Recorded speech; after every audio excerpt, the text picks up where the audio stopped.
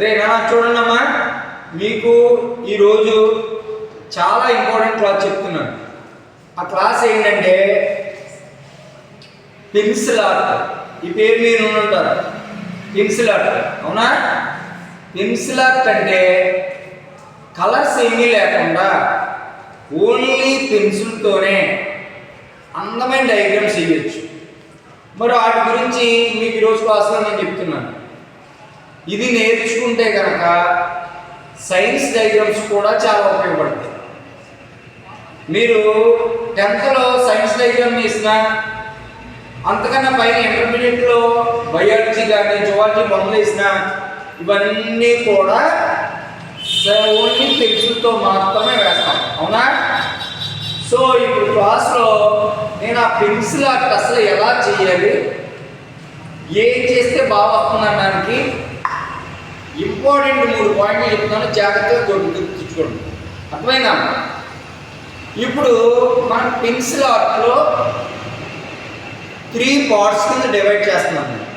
అంటే first pencil ఆర్ట్కి ఏమేమి వాడాలి ఇది మనం తెలుసుకున్నాం అనుకో. పెన్సిల్ ఆర్ట్కి ఒక వైట్ చార్ట్, పెన్సిల్లో రకాలు. అర్థమైనా? ఓన్లీ హెచ్బి కాకుండా 2B నుంచి 10B వరకు వాడచ్చు. ఓకేనా? పెన్సిల్ ఆర్ట్కి సంబంధించి హెచ్బి నుంచి 2B వరకు వాడచ్చు. నెక్స్ట్, అసలు పెన్సిల్ ఆర్ట్ వేసినా ఏ డ్రాయింగ్ వేసినా 3 రకాలు ఉంటాయి. ఆ 3 టైప్స్ ఏంటనుకున్నారు? ఫస్ట్ ఇది ఫ్రీ హ్యాండ్ డ్రాయింగ్, రెండవది ట్రేసింగ్, మూడవది గ్రిడ్ డ్రాయింగ్. అసలు ఈ 3 ఏంటన్నా తెలిస్తే మనం ఈజీగా డ్రా చేయొచ్చు పెన్సిల్ ఆర్ట్. ఏమీ లేదు, గుర్తుపెట్టుకోండి. ఫస్ట్ ఫ్రీ హ్యాండ్ డ్రాయింగ్ అంటే ఏ వస్తువు ఏమీ పెట్టుకోకుండా, ఒక బుక్ కానీ వేరే అబ్జెక్ట్ కానీ ఏమీ చూడకుండా ఓన్లీ నీట్గా ఫ్రీగా డ్రా చేయడం. ఫ్రీగా అంటే నా ఉద్దేశం డబ్బులు లేకుండా కాదు. అర్థమైంది? ఫ్రీ అంటే ఏ వస్తువు లేకుండా మనం ఊహించి వేయడానికి ఫ్రీ హ్యాండ్ డ్రాయింగ్ అన్నమాట. రెండవది గ్రిడ్ డ్రాయింగ్. గ్రిడ్ అంటే ఏమీ లేదు, మనం ఏదైనా డయాగ్రామ్ వేయాలనుకున్నాం అనుకో, దాని మీద బాక్సులు కొట్టుకున్నాం, చెక్స్ అంటాం ఇంగ్లీష్లో.